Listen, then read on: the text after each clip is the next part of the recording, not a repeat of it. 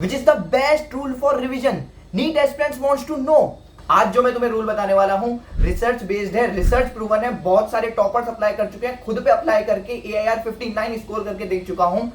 अब मुझे लगता है इससे ज्यादा एविडेंस देने की जरूरत नहीं होगी। आज हम बात करने वाले हैं 147 रूल ऑफ रिवीजन। मैं कौन हूं? जैसा कि बताया, AIR 59 in NEET 2023, currently a third year MBBS student at VMC and Safdarjung hospital Delhi. इस बार कुछ नया ट्राई कर रहा हूं। कमेंट्स में बताना कैसा लगा, और भाई की मेहनत अच्छी लगती हो, कंटेंट अच्छा लगता हो तो लाइक सब्सक्राइब कर देना यार।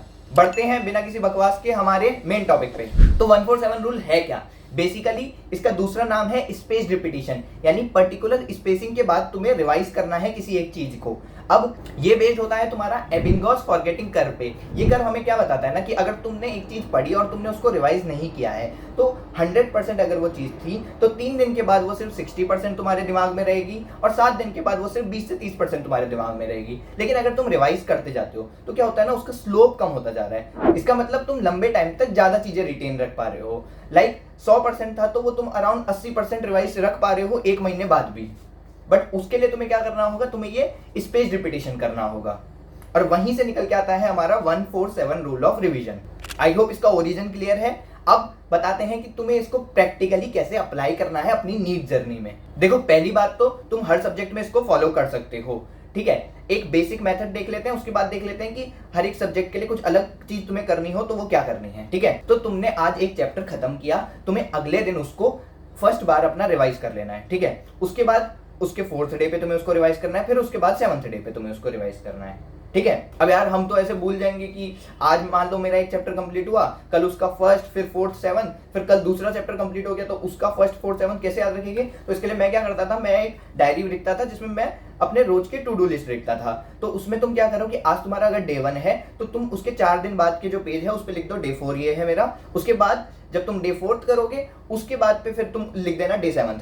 इस तरह से तुम्हें कंफ्यूजन नहीं रहेगा और तुम्हें डायरी खोलते ही पता चल जाएगा, हाँ आज इसका ये रिवाइज करना है मुझे, ठीक है। अब रिवाइज क्या करना है, तो तुम्हें क्या करना है, डे 1 पे तो नोट्स और जो एनसीईआरटी है उसको अच्छे से रिवाइज कर लेना है। डे 4 पे क्या करोगे, तुम नोट्स रिवाइज करोगे, एनसीईआरटी रिवाइज करोगे, साथ में जो क्वेश्चंस तुमने पहले गलत किए थे, कहीं पे नोट किए होंगे, वहां से उसको रिवाइज कर लो। डे 1 और डे 4 पे तुम्हें डिटेल्ड रिवीजन करना है, फुल तरह से जो भी तुमने सब कुछ पढ़ा है, बिल्कुल ऐसा एग्जाम के लिए तुम पढ़ रहे हो, एक भी चीज छूटनी चाहिए ऐसे अच्छे से, ठीक है।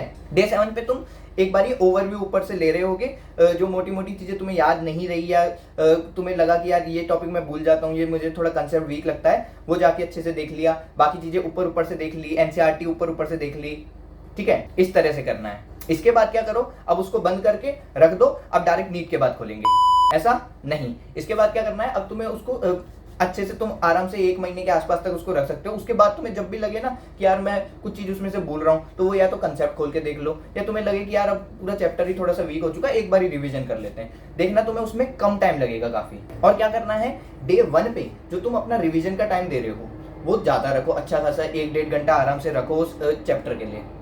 फिर डे 4 पे वो तुम्हारा टाइम थोड़ा सा कम हो जाएगा नोट्स एनसीईआरटी में, तो वही जो तुम्हारा बचा हुआ टाइम होगा वो तुम्हारा जो बाकी के क्वेश्चंस रिवाइज करने थे उसमें चला जाएगा। डे 7 पे तुम्हें बहुत ज्यादा टाइम नहीं लगेगा, 30-40 मिनट तुम्हें मैक्स लगेंगे उस चैप्टर को रिवाइज करने में। इसके बाद भी तुम जब रिवाइज करोगे तो तुम 40-45 मिनट में अच्छे से एक चैप्टर को रिवाइज कर पा रहे होगे, अगर वो एक मीडियम लेवल का चैप्टर है। अगर थोड़ा बड़ा चैप्टर है तो थोड़ा सा ज्यादा टाइम लग सकता है। बाकी थोड़ा अगर सब्जेक्ट वाइज मॉडिफिकेशन बताऊं तो जो तुम्हारी फिजिक्स और फिजिकल केमिस्ट्री है उसमें तो तुम्हें शॉर्ट नोट्स को रिवाइज करना है। फर्स्ट टाइम पे तुम्हें पूरे फुल नोट्स रिवाइज करने हैं, 4th और 7th डे पे तुम्हें सिर्फ उसके शॉर्ट नोट्स रिवाइज करने हैं। क्या करना, डे 1 के बाद तुम उसके शॉर्ट नोट्स बना लेना, 4th 7th पे फिर उसी को यूज कर लेना।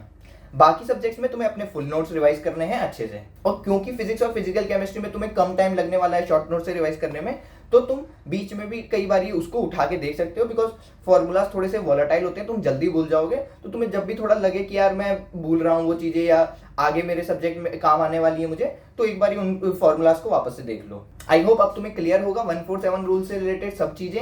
अगर कोई भी डाउट है कमेंट्स में पूछ सकते हो, मैं पूरी ट्राई करूंगा तुम्हारा जवाब देने की। मिलेंगे नेक्स्ट वीडियो में। Thanks for watching. जय हिंद, जय भारत।